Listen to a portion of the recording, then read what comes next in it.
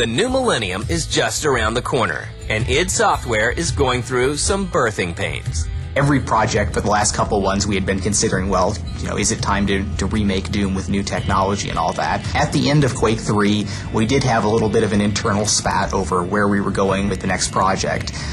The only kind of foregone conclusion was that it was going to be single-player focused because there was a good contingent in the company that wasn't happy with the Quake 3 kind of activity level of gameplay. We wanted to really create this scary, intense, action-packed horror game, and everybody is much more afraid when they're alone.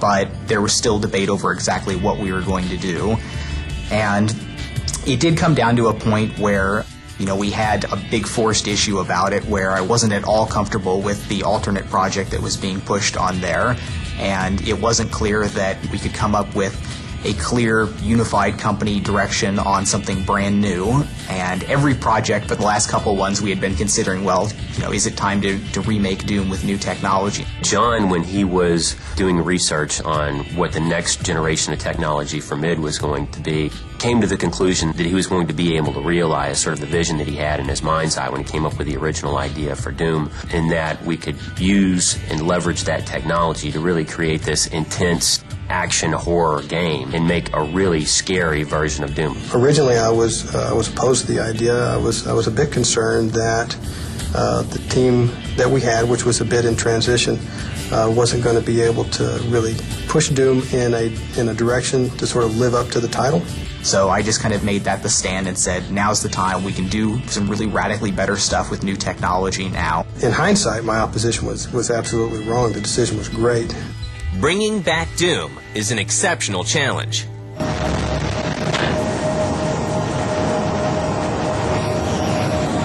got you, Dark Star. You are set for lockdown. Welcome back. If there was a hall of fame in computer gaming, I can say with all the humility in the world that there's absolutely a place at the top, or certainly near it, for Doom and Doom 2. And, there's almost a reluctance to go back and mess with the formula, almost like, a Hall of Fame running back coming out of retirement is going to just sort of destroy his legacy. Doing Doom 3 was a very tall order because Doom was such a mega successful game that we really had to evaluate what we wanted to do. What do our fans really want us to bring back from the original? And then what can we add to the new Doom 3 to make it, so much better? You have a game that people become it becomes a part of their life. When they spend so many hours playing with it, they almost develop some sense of a relationship with the game itself, that they have some ownership of it. And so they feel like that they almost have, some say in how the game ought to be taken going forward because, hey, look, I played this game for, 1,000 hours of my life. People get obsessive with everything that comes out of id.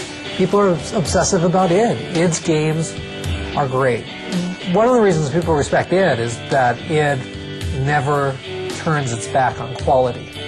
Everything that comes out is going to be good. People get so emotionally attached, and then they get afraid of, well, if it's not the exact game, or if it's not as good or better, if it's not their interpretation of what the next game ought to be like, and they get afraid that we're going to do something different with it. They don't want to see the next game come out because they just want to sort of freeze time and have Doom be the way it was when, they had all these great experiences in their life and don't want to have anything to sort of spoil that memory.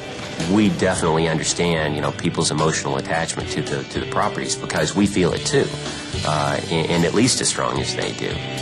On June 1st, 2000, work begins on making Doom 3 a worthy successor to the legendary franchise.